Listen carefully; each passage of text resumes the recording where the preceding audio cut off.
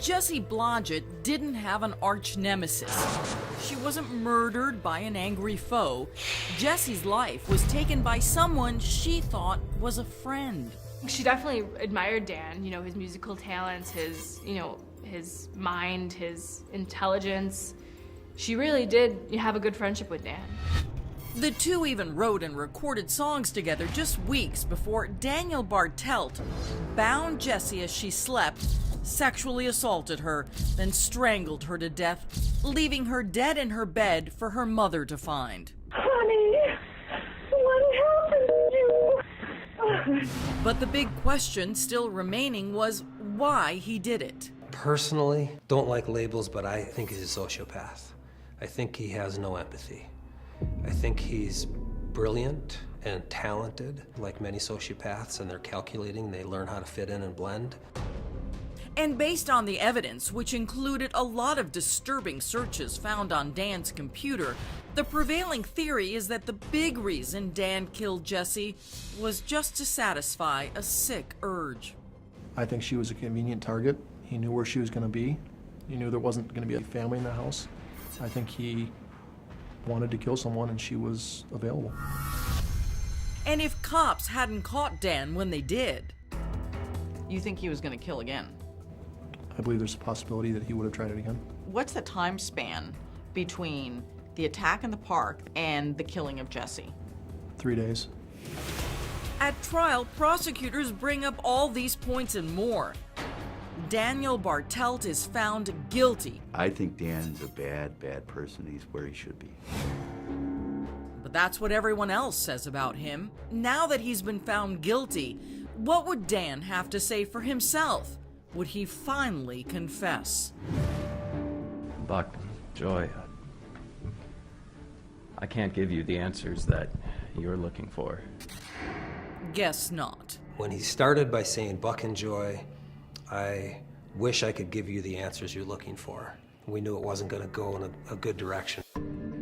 This jumpsuit that I'm wearing, these shackles that I'm put in, don't make me guilty.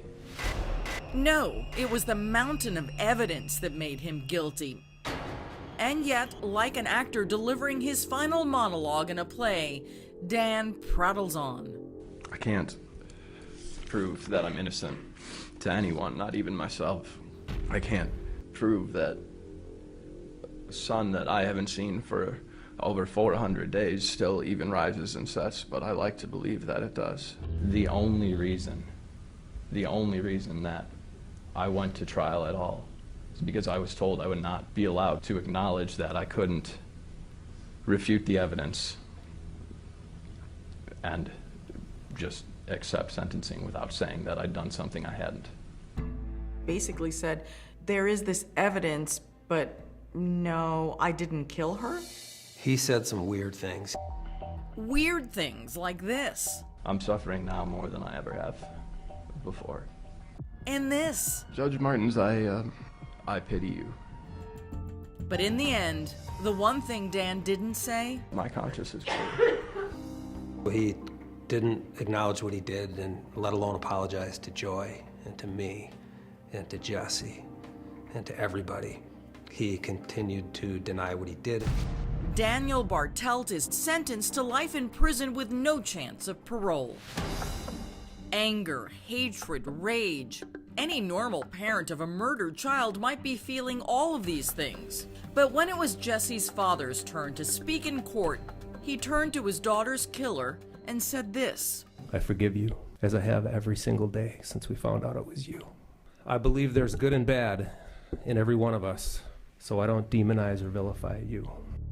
You showed a lot of grace and kindness and love in your statement. I don't want you to think that I'm living in some sugar-coated bubble and I don't have pain or anger at all. At the same time, stronger than that was this inexplainable peace and forgiveness and a sense that everything is okay. And I don't know how to explain that to this day.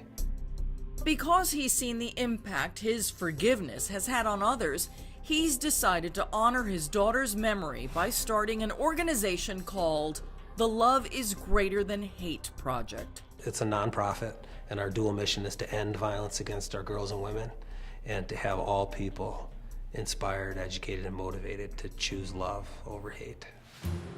It's how Jessie would have wanted it, he says, what she lived for and what she wrote about in the music that lives on after her death. But that's just me. With this I feel free. Don't get me wrong, I'll never be okay with what Dan did to Jessie. But Jessie's life and death, for me, are for bringing light into this world. Singing this song for you. My life's getting better and better all the time. Love is greater than hate. Then when you die, it's with open eyes. I'm Chris Hansen. If you like this story, make sure you tune in every day to Crime Watch Daily. You can find where the show airs in your city at crimewatchdaily.com. Watch it live or record it on your DVR and watch it at night. And to all those criminals out there, remember, we are watching.